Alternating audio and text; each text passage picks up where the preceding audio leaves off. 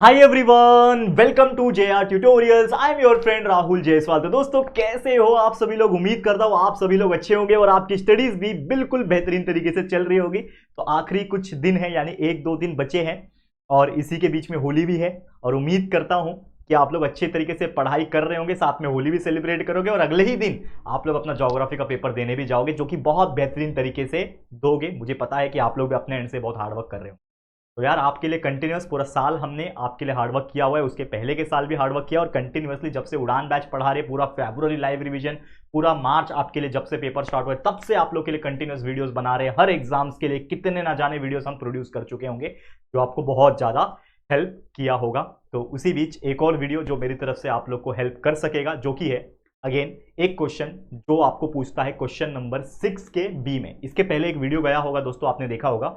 उसमें मैंने आपको एक वीडियो बताया था कि स्टैटिस्टिकल डेटा अगर आपको दिया रहेगा, मान लो कोई चार्ट दिया हुआ है अर्बनाइजेशन के ऊपर या फिर कोई भी चीज के ऊपर एक टेबल दिया है जिसमें कुछ इंफॉर्मेशन होगा, जिसको स्टैटिस्टिकल डेटा कहा जाता है। उसके बेस पे क्वेश्चन नंबर 6A में आ जाता है, जो कि ऑप्शनल क्वेश्चन है। या तो आप क्वेश्चन नंबर 6A करोगे या तो क्वेश्चन नंबर 6B करोगे। 6 मार्क्स के लिए दोनों ही आते, दोनों में से कोई एक ही करना है। 6A करना है या फिर 6B करना है। तो 6A में क्या था कि स्टेटिस्टिकल डेटा रहेगा, उस डेटा के हेल्प से आपको लाइन ग्राफ बनाना या तो बार ग्राफ बना रहा है, और जो सवाल के जवाब पूछे रहेंगे वो सवाल के जवाब देने, तो कुल मिला के 6 मार्क्स मिल जाएंगे। तो वो क्वेश्चन कर सकते थे। लेकिन कुछ बच्चों का कहना था कि सर अगर हम वो नहीं करना चाहते तो क्वेश्चन नंबर 6B अटेम्प्ट कर सकते हैं क्या? बिल्कुल कर सकते हो, ये भी बहुत ईजी है। तो क्वेश्चन नंबर 6B जो होता है वो क्या क्वेश्चन पूछता है? वो आपको पूछता है कि जनरल तौर पर आपको एक ग्राफ दिया रहेगा, किसी भी चीज का हो सकता है, पॉपुलेशन का हो सकता है, कोई और चीज का हो सकता है। तो आपको एक ग्राफ दिया रहेगा और वो ग्राफ के बेस पे 6 क्वेश्चंस पूछे रहेंगे और उन 6 सवालों के जवाब आपको दे देने हैं। 1 मार्क्स का एक क्वेश्चन, 6 में से 6 मार्क्स आपको मिल जाएगा और बच्चा 6 में से 6 मार्क्स स्कोर होते भी हैं। यहां पे अगर आपका एकदम कंसेप्ट क्लियर है, आपने ये चीज देखा हुआ है पहले से, और अगर आप क्वेश्चन और ग्राफ को अच्छे से रीड कर पाते हो, आपके अंदर वो कैपेबिलिटी है, तो definitely you can score a full marks. ठीक है, तो आइए एक और वीडियो जो आपको हेल्प करेगा। तो डेफिनेटली यहाँ पे जो भी क्वेश्चन बैंक में इंपॉर्टेंट जो भी मुझे लगे, सभी चीज मैं यहाँ पे लेकर आ रहा हूं। तो सिर्फ 4 क्वेश्चन मुझे ऐसे दिखे, लेकिन सिर्फ इतने से काम नहीं चलेगा। जैसा मैं हमेशा बोलता हूं कि इतने पिछले दिन में कई सारे वीडियोस हमने दिए, क्वेश्चन बैंक के हिसाब से सब चीजें प्रोवाइड कर दी। लेकिन इसके अलावा मैं बार बार बोलता हूं कि जितने भी आपके टेक्स्ट बुक के पीछे एक्सरसाइज के क्वेश्चन है, चाहे वो ऑब्जेक्टिव हो, चाहे वो गिव रीजन, चाहे वो ब्रीफ, चाहे टेक्स्ट बुक के चैप्टर्स के अंदर के मैप्स हो, वो सभी को एकदम अच्छी तरीके से रीड कर लो, बाय हार्ट कर लो, और एग्जाम में अच्छे मार्क्स डेफिनेटली मिलेंगे। कई सारे वीडियोस टेलीग्राम पे रीशेयर किए हुए, उसके वीडियोस को ओपन करके, लिंक को ओपन करके वीडियोस के फॉर्म में 2x की स्पीड पे देख सकते हो। ये वीडियो भी आप 2x की स्पीड से देख सकते हो, आपका बहुत समय बचेगा। अब ये काफी छोटा वीडियो होने वाला है, ठीक है? तो जितना हो सके फटाफट कंप्लीट करते हैं, फिर तो यार मजे ही मजे आप लोग के। बस एक दिन और एग्जाम खत्म, फिर ऐश करना है आप लोग को। चलिए शुरुआत करेंगे वीडियो की, ज्यादा टाइम नहीं लेंगे।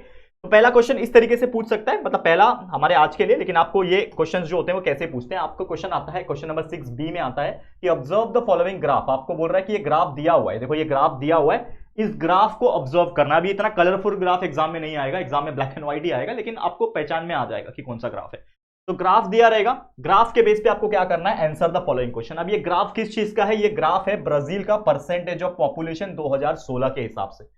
आपके सिलेबस के हिसाब से, आपका सिलेबस पुराना है ना, 2018-19 का सिलेबस है आपका, अभी तक चल रहा है। देखो 5 साल हो गए, ठीक है? होपफुली इस साल या फिर उसके अगले साल कुछ चेंजेस देखने मिल जाए। नेशनल एजुकेशन पॉलिसी भी आने वाला है, तो चलो देखेंगे, मजा आएगा। लेकिन फिर भी अभी तो पढ़ना तो यही है, इसी के बेस पे एग्जाम लिखना है। तो परसेंटेज पॉपुलेशन ब्राजील का दिया हुआ है, मेल और फीमेल का। तो मेल इस तरफ है, जो ब्लू लाइन दिख रही है आपको, ये मेल्स है। ये पिंक लाइन दिख रही है, ये फीमेल्स है। Obviously pink is the colour for females. जो अच्छा दिमाग लगाया इन्होंने भी। नीचे आपको परसेंटेज ऑफ पॉपुलेशन दिया है 0%, मिडल में है लाइन 0.246%, 0.246% मेल के लिए, फीमेल के लिए। यहाँ पे वाई एक्सिस में आपको दिख रहा है, यहाँ पे वाई एक्सिस में ईयर्स दिया हुआ है, यहाँ पे लिख देता हूं मैं, वाई एक्सिस में ये ईयर्स दिया हुआ है अलग अलग इसमें रेंज में, जैसे 0 to 4, 5 to 9। देखो आपको ये कम दिख रहा होगा क्योंकि ये एक स्क्रीनशॉट है, तो थोड़ा सा धुंधला दिख रहा होगा। तो मैं आपको बता दूं यहाँ पे क्या लिखा है, 0 to 4, 5 to 9, 10 to 14, फिर 15 से लेके 19 हो जाएगा। यहाँ पे 15 से 19 हो जाएगा, फिर 20 से लेके 24 हो जाएगा, फिर 25 से 29 हो जाएगा, फिर 30 से 34, ऐसे करते करते हम लोग 100 तक गए। ये वाई एक्सिस में दिया हुआ है। आपको 6 सवाल पूछे गए हैं, उन 6 सवाल का आंसर दे देना है, खत्म कहानी, और कुछ नहीं। चलिए शुरू करें बच्चा, ध्यान देना, शुरू करते हैं। चलिए क्वेश्चन कैसा पूछेगा आप लोगों को बिल्कुल ध्यान से समझना है। क्या पूछ रहा है, देखो पहला क्वेश्चन, देखो स्क्रीन के ऊपर ध्यान देना, क्या बोल रहा है पहला question, which type of graph is this. यानी ये जो ग्राफ दिया है आपको, क्वेश्चन पहला पूछेगा इसके ऊपर कि ये कौन सा ग्राफ है, कौन सा टाइप का ग्राफ है। तो हम लोग लिख सकते हैं, this graph is a population pyramid. ये क्या है, एक पॉपुलेशन पिरामिड है। इसको हम लोग क्या बोलते हैं, ये पिरामिड जैसा दिख रहा है, पिरामिड आपको पता ही है। तो इस चीज को हम लोग क्या बोलते हैं, अगर ऐसा ग्राफ कहीं पे भी आपको दिखे एग्जाम में और आपको पूछेगा कि ये कौन सा ग्राफ है, तो आपको बोलना ये है आपका पिरामिड। लेकिन कौन सा पिरामिड है, किस चीज का है, पॉपुलेशन का है ना, तो इसके लिए हम लोग ने इसको क्या बोला, पॉपुलेशन पिरामिड। तो this graph is a population pyramid, जो क्या दिखा रहा है, जो ये दिखा रहा है मेल और फीमेल के हिसाब से कितने ईयर्स के कितने परसेंटेज पॉपुलेशन है, यानी ये एक पॉपुलेशन पिरामिड है which shows the age and sex of population. यानी एज कितना है, कितने ईयर से, एज 0 to 4 है, 5 to 9 है, कितना एज है, और कौन सा जेंडर है, यानी सेक्स क्या है उसका, सेक्स ऑफ पॉपुलेशन क्या है, दैट इज मेल है और फीमेल है, ये चीज बता रहा है उसको। तो ये चीज, ये ग्राफ ये रिप्रेजेंट करता है, that is nothing but your population pyramid. Okay, which show, ये पूरा लिखना, पॉपुलेशन पिरामिड है ये, this graph is a population pyramid which show the age and sex of population, ये आपको लिख के आना है, ठीक है। अगला क्वेश्चन हो गया एक, अगला क्वेश्चन पूछा which age group has the highest population, इसके ऊपर नजर डालो और आपको पूछा है कि इस एज ग्रुप में सबसे हाईएस्ट पॉपुलेशन किसका है, ठीक है। तो कौन से एज ग्रुप का हाईएस्ट पॉपुलेशन, अगर आप देखो तो यहां पे देखो ये लगभग 2% 4% के कम है, फिर ये देखो, ये देखो, अब ये देखो 2 लाइन दिख रहे हैं आपको, ये 2 लाइन दिख रहे हैं, ये इससे भी ज्यादा ये दिख रहा है, अगर आप ध्यान से देखोगे यहां पे देखो, ये पिंक वाली लाइन को देखो, ज्यादा क्लियर दिखाई देगा, तो ये आपका यहां तक आ गया, ये उससे कम है, तो मतलब ये वाला जो है एज ग्रुप, ये एज ग्रुप सबसे ज्यादा है। तो ये वाला लाइन आ जाओ, ये वाला लाइन किस चीज का है, यहां से, तो ये किस चीज का है, ये वाला इस चीज का है, जो कि ये 30 से लेके 34 का, देख पा रहे हो, आपको दिख रहा है डायग्राम में, मतलब क्लियर तो नहीं विजिबल होगा, लेकिन मैं आपको बता दूं कि ये सबसे बड़ा जो ग्राफ दिख रहा है, मतलब ऑब्वियसली सबसे बड़ा है, मतलब सबसे ज्यादा इसी के नंबर से, तो वो किस चीज का, ये यहाँ पे देखो 30 से 34 लिखा है, आपको नहीं दिख रहा होगा, लेकिन मैं बताना चाहता हूं यहाँ पे लिखा है 30 से लेके 34। अगर आप ग्राफ को देखोगे अपने बुक के अंदर ये ग्राफ है तो आपको क्लियरली विजिबल होगा, ये स्क्रीनशॉट है तो इतना विजिबल नहीं है, लेकिन मैं फिर भी आपको एक्सप्लेन कर सकता हूँ। 30 से 34, तो हम लोग क्या बोलते हैं, कौन सा एज ग्रुप ऐसा है जिसमें पॉपुलेशन हाईएस्ट है, तो हम लोग लिख सकते हैं एज ग्रुप ऑफ 30 से 34 ईयर, यानी ये 30 से 34 ईयर का जो एज ग्रुप है, इसमें सबसे ज्यादा हाईएस्ट पॉपुलेशन है किसका, ब्राजील का 2016 के हिसाब से। ऑब्वियसली यंग लोग ज्यादा होते हैं, ठीक है। ये हो गया, एक और मार्क्स मिल गया, 2 मार्क्स हो गया आपका। Next question, write class interval of age group given on Y axis. ये वाई एक्सिस में जो एज ग्रुप दिया हुआ है, ये क्या है, एज ग्रुप से, बराबर। तो ये जो वाई एक्सिस पे जो एज ग्रुप है, इनके जो क्लास इंटरवल है वो कितने हैं, और ये मैथ्स में आपने पढ़ा होगा, क्लास इंटरवल का मतलब होता है लोअर क्लास और हायर क्लास के बीच का डिफरेंस, यानी कि ये दिया है 0 से 4, 5 से 9, 10 से 14, तो कितना है 0 1 2 3 4, 5 से 9, 5 6 7 8 9, मतलब क्लास इंटरवल कितना है, 5 है, 5 ईयर्स का गैप है ना, 0 से 4 ले लो, 5 से 9 ले लो, या फिर 10 से 14, 15 से 19, तो हर एक के बीच में 5-5 का गैप हो रहा है, करेक्ट है। तो ये हमारा क्लास इंटरवल होता है। तो क्वेश्चन ऐसा पूछता है, ये तो ब्राजील का है, सेम एक और मैप देखेंगे जो किसका होगा, इंडिया का होगा, उसमें भी सेम ही टाइप के क्वेश्चन पूछ सकते हैं, ठीक है। चलो, तो क्या बोल रहा है, write class interval of age group, Y axis पे जो एज ग्रुप है इसका क्लास इंटरवल कितने हैं, 5 ईयर्स के हैं, देख लो, चेक कर लेना, यहाँ पे वाई एक्सिस में कितना कितना 0 to 4 है, मतलब 0 1 2 3 4, तो 5 साल का गैप है। नेक्स्ट, ये हो गया, 1 मार्क्स और मिल गया। Next question, whose number is more in males and females of age above 60। तो हम लोग क्या बोल सकते हैं कि मेल और फीमेल में जो 60 का एज ग्रुप है, मतलब एज ग्रुप ऑफ 60 मतलब ये वाला लाइन, एज ग्रुप ऑफ 60 मतलब ये वाला लाइन।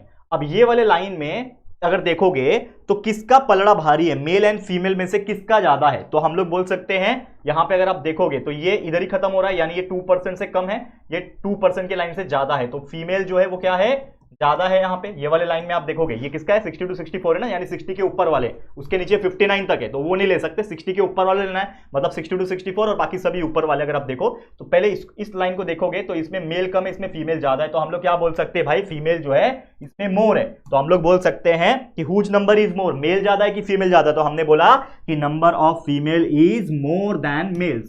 इसमें अबाउ 60 to 64 वाले ग्राफ में हमें ये देख के पता चला कि नंबर ऑफ फीमेल्स जो है वो ज्यादा है एज कंपेयर टू मेल, पता चल गया, इजी है। तो इस तरीके से आंसर लिखना है, 1 मार्क्स और मिल गया। चलो, चौथा क्वेश्चन भी हो गया। पांचवा देखो क्या बोल रहा है, how much percentage of female are found in the age group 55 to 59, यानी जो एज ग्रुप है 55 to 59, ये वाला एज ग्रुप, मतलब इसके नीचे वाला लाइन, ये वाला, ये जो ग्राफ है, ये वाला जो ग्राफ है, इसमें आपको पूछा है, दिख रहा है, इसमें आपको पूछा है कि परसेंटेज ऑफ फीमेल कितना है, तो परसेंटेज ऑफ फीमेल कितने हैं अगर आप देखो यहाँ पे, तो ये है 2% के लाइन, नहीं ये वाला लाइन, हाँ 2% से थोड़ा सा ज्यादा है, तो हम लोग क्या बोल सकते हैं, मोर देन 2%। देखो ये 2 वाला लाइन है, ये जो लाइन गया है, ये जो लाइन है ये 2% का लाइन है, तो 2% से तो ज्यादा ही हुआ ना, 4 से कम 2 से ज्यादा, तो लगभग 2 और 4 के बीच में है, तो हम लोग डायरेक्ट लिख सकते हैं, बिटवीन 2 and 4 लिख सकते हैं तो भी चलेगा, मोर देन 2% लिखेगा तो भी चलेगा। तो हमने ये चीज लिख के दिखा दिया, दैट इज कि जो percentage of female found in the age group of 55 to 59 is more then 2%। आप लोग पूरा पूरा स्टेटमेंट लिखना, मैंने ये शॉर्टकट में आंसर लिखा हुआ है just to explain you guys, लेकिन while writing in your examination you have to write the whole sentence, तब जाके आपको फुल मार्क्स मिलेगा। पूरा सेंटेंस बना के फिर आंसर जोड़ के पूरा प्रॉपर सेंटेंसिंग करके लिखोगे, है कि नहीं बच्चा, याद रखना ये चीज। Next question and last question, after which age group is the decrease in population found. Population decrease होना कब से शुरू हुआ, कौन से एज ग्रुप से शुरू हुआ? तो सबसे हाईएस्ट क्या था मेरा, सबसे हाईएस्ट था मेरा 30 से 34, यानी ये वाला जो एज ग्रुप था ये सबसे हाईएस्ट था। उसके बाद से सभी देखो डिक्रीज होने लगे, सब डिक्रीज होने लगे, कोई भी ऐसा नहीं है जो इंक्रीज हुआ ऊपर से, यानी इस एज ग्रुप के बाद सभी चीज डिक्रीज होने लगे। तो हम लोग क्या बोल सकते हैं, after the age group of 30 से 34। तो 30 से 34 का जो एज ग्रुप है, 30 से 34 ईयर्स का जो एज ग्रुप है, उसके बाद से क्या होने लगा, आपका जो एज ग्रुप का जो पॉपुलेशन है वो डिक्रीज होने लगा। तो इस तरीके से 6 के 6 सवाल के हमने जवाब दे दिए और आपको भी मिल जाएंगे 6 में से 6 मार्क्स अगर ऐसे क्वेश्चंस एग्जाम में पूछे जाएंगे तो। समझ में आ गया बच्चा? तो कितना इजी होता है ऐसे ग्राफ के बेस पे क्वेश्चन।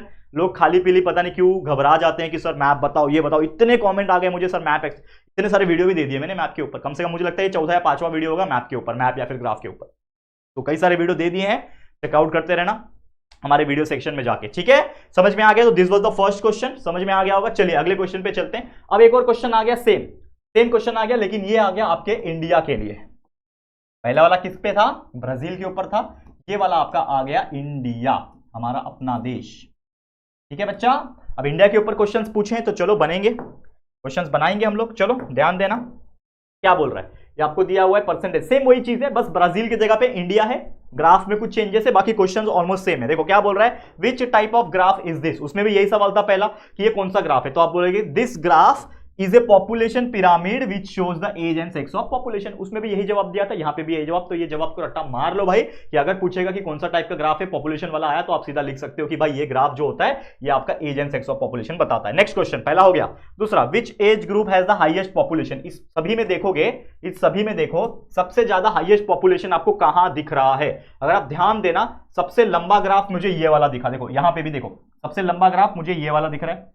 ठीक है, ये कौन सा है, तीसरे नंबर वाला ऑब्वियसली। तो ये वाला ग्राफ सबसे लंबा है, जो कि है 10 से लेके 14, दिख रहा है आपको, 10 से लेके 14। तो हम बोलेंगे कि जो एज ग्रुप है 10 से 14 वाला, ये सबसे बड़ा ग्राफ है। मतलब which age group has the highest population, तो हम लोग लिखेंगे age group of 10 to 14 years has the highest population. इस तरीके से पूरा स्टेटमेंट आप लिखोगे, 1 मार्क्स मिल जाएगा। Next question, write the class interval of age group on the Y axis. देखो ये क्वेश्चन उसमें भी था ब्राजील वाले में, कि जो वाई एक्सिस में जो एज ग्रुप है उसमें क्लास इंटरवल कितना है। तो पहला देखो 0 से 4, 5 से 9, मतलब कितने कितने का है, 5 5 का है, 0 1 2 3 4 5 6 7 8 9, 5 5 का ही है। तो 5 5 का ग्रुप है, मतलब 5 5 का क्लास इंटरवल है। तो हमारा जो क्लास इंटरवल आ गया वो आ गया 5 ईयर्स, लिख दिया, 1 मार्क्स मिल गया अगेन। नेक्स्ट क्वेश्चन, ठीक है, अगला question, whose number is more in males and females of age group 60। ठीक है, एज ग्रुप 60 की तरह, एज ग्रुप अबव 60, तो ये रहा 60 वाला लाइन, ये रहा एज ग्रुप 60।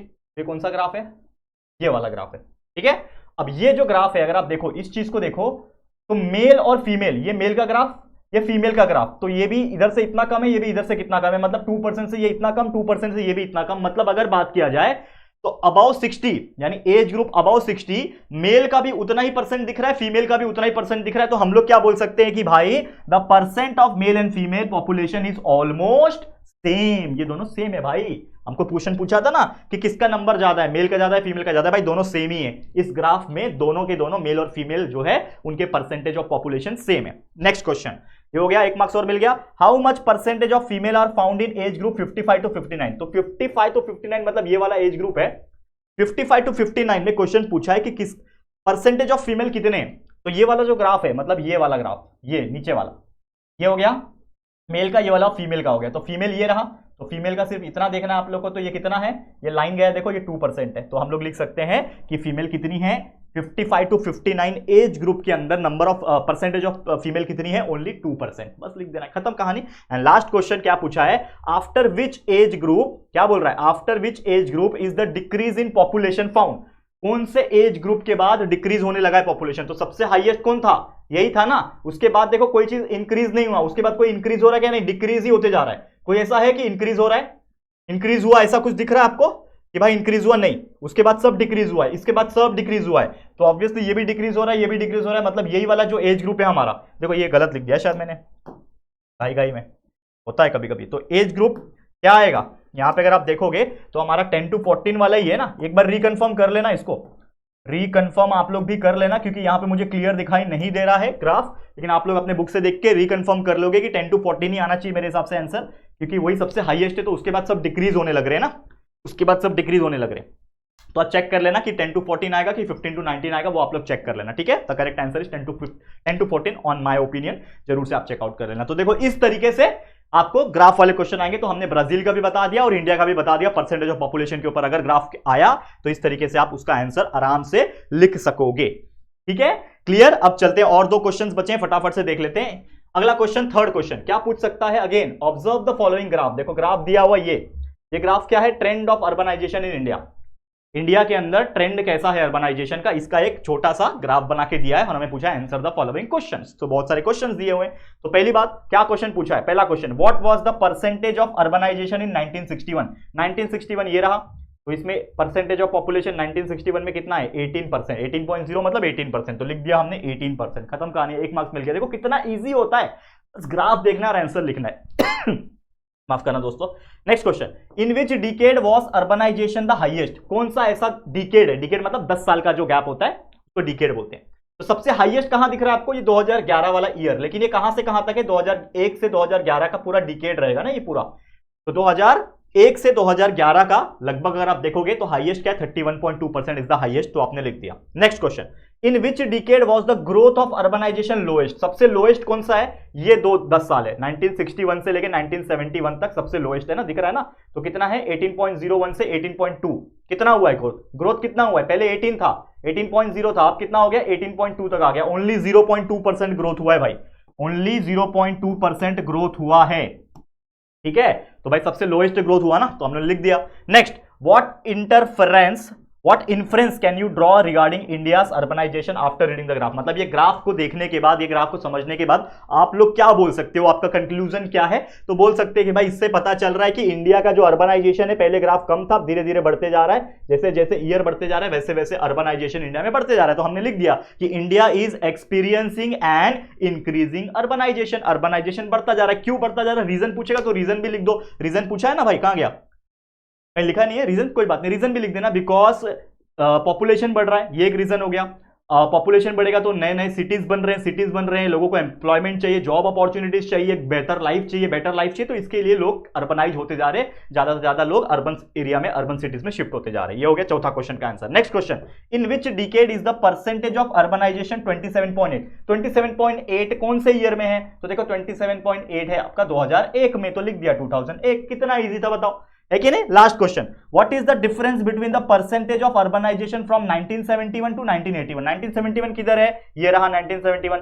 1981 किधर है, ये रहा, दोनों के बीच में डिफरेंस निकालना है। तो सबसे पहले कैसे निकालोगे, यहां पे मैं सॉल्व कर रहा हूं, कौन सा है, छठा क्वेश्चन का आंसर यहां पे सॉल्व कर रहा हूं। देखो तो पहले 1971 में कितना था, 1971 में है 18.2%, ठीक है, 1981 में कितना हुआ, बढ़ के हो गया कितना, 1981 में हो गया ये 23.3%, ठीक है, ये हो गया। इनका डिफरेंस मुझे निकालना है, क्योंकि हमें पूछा है what is the difference between the percentage of urbanisation, तो डिफरेंस निकाल लो, कैसे निकालोगे, 23.3 माइनस 18.2, तो 23.3 माइनस 18.2, 3 में से 2 गया 1, ठीक है, और 23 में से 8 गया 5, ठीक है, कितना आ जाएगा 5.1% आ जाएगा, जो कि ऑलरेडी मैंने लिख के रखा है यहाँ पे 5.1%, करेक्ट। तो इसके साथ हम लोग बोल सकते हैं कि ये 6 का 6 क्वेश्चन के आंसर्स हमने कर दिए ग्राफ को ही देख के, और इसी तरीके से एग्जाम में क्वेश्चंस अगर आते हैं तो यार आप लोग 6 में से 6 मार्क्स आराम से निकाल सकोगे।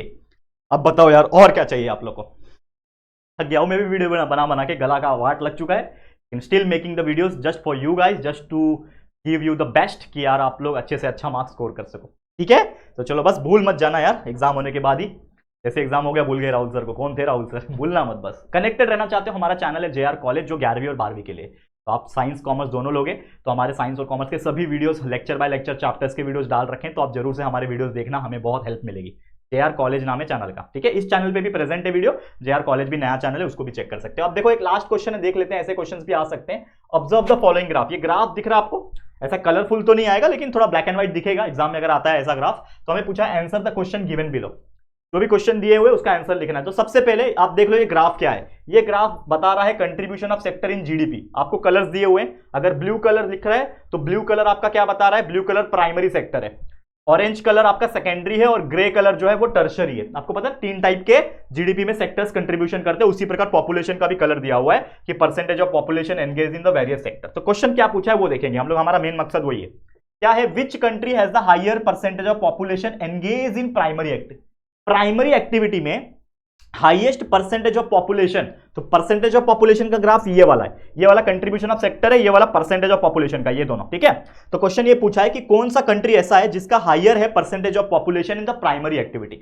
तो प्राइमरी एक्टिविटी ये आपका ब्राजील है, ये आपके ब्राजील का ग्राफ है, ये आपके इंडिया का ग्राफ है, करेक्ट। अब आपको देखना है इन दोनों में, ये और ये, तो इन दोनों में अगर आप देखोगे आपको किसका पूछा है, प्राइमरी का पूछा है। प्राइमरी मतलब कौन सा, ब्लू वाला। तो ब्लू वाला देखो ये इंडिया का है 48.8 और इसका ब्लू वाला है 10%, मतलब ऑब्वियसली इंडिया का ही ज्यादा है। तो हम लोग बोल सकते हैं, पूरा लिखना, मैंने शॉर्टकट लिखा हुआ है, सिर्फ इंडिया लिखा हुआ है, आप लोग पूरा सेंटेंस बना के लिखोगे। आप लोग क्या लिखोगे कि डैश कंट्री, मतलब which country has the highest, तो आप लिखोगे कि the country has a higher percentage of population engage is primary activity is India, या फिर ऐसा भी लिख सकते हो कि India has a higher percentage of population engage in the primary activities. तो फुल स्टेटमेंट लिखोगे तो ये आपको मार्क्स मिलेगा, बच्चा पूरा लिखना। नेक्स्ट क्वेश्चन क्या बोल रहा है, in which country is the contribution of tertiary sector. देखो tertiary sector greater in GDP, तो ग्रेटर इन मतलब सेक्टर इन जीडीपी मतलब ये वाला ग्राफ देखना है, इन दोनों को देखना है। इन दोनों में आपको बताना है कि कौन सी कंट्री का कंट्रीब्यूशन टर्सरी सेक्टर में ज्यादा है। टर्सरी मतलब ग्रे वाला ग्राफ, तो ब्राजील का है 67, इसका है 57, तो किसका पलड़ा भारी है, ब्राजील का ज्यादा है।